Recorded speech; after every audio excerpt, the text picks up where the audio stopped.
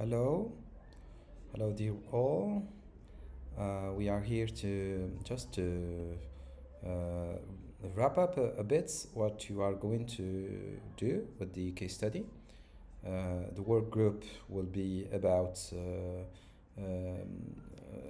understanding, analyzing um, the financial incentive case study that is actually a health policy that will be used in Morocco. So one way is to understand the lesson learned in Ghana, who have already implemented the policy. So these lessons learned can be also transferred in the Moroccan case study. We have three tasks.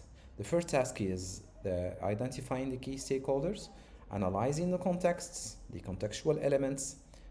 So this is the three questions. First question is, what are the contextual conditions that you can draw from the analysis that may contextual elements that may influence the ADHA policy in Ghana, and what are the key stakeholders and what are the sources of power or power sources, legitimacy, types of legitimacy, position, influence, and expected behaviors. To do this, you just need to go to this group work financial incentive in Canvas and just click on the context analysis documents. And this context analysis document is what is actually expected from you. First of all, a table in which you mention which contextual condition you are interested in, whether it's micro context or macro context. In the micro context, you have organizational climates or other policies that can be competitive with the ADHA policy, such as wages, organizational capacity, and as well as interpersonal factors.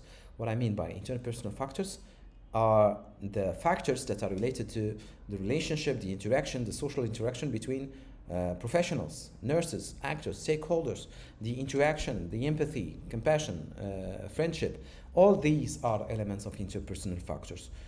Macro context, you can mention either they have social political pressure, historical social cultural contexts, economic conditions that may influence the policy. Always these contextual conditions are related to the ADHA policy. And then the next step is to identify the key actors at play or that will influence or not the ADHA policy. Here you put the agents, here their mindsets, the elements that or the arguments that tell you that he will be resistant or he will be indifferent or compliant or hostile or committed, and why, and what is the form and the levels or the high level or low level of power he has that may influence the implementation of the actual policy. And you synthesize all of this in this table or matrix. And this matrix you have a power and commitment grid in which power at the vertical axis where power can go from low to high, and commitments that go from very committed to hostile.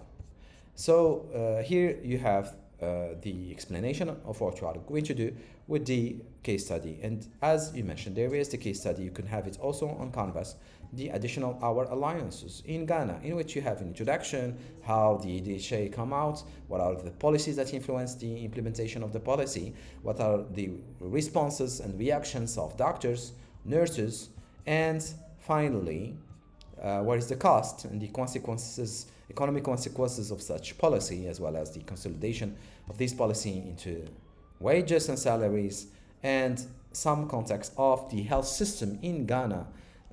Yes, that's it. And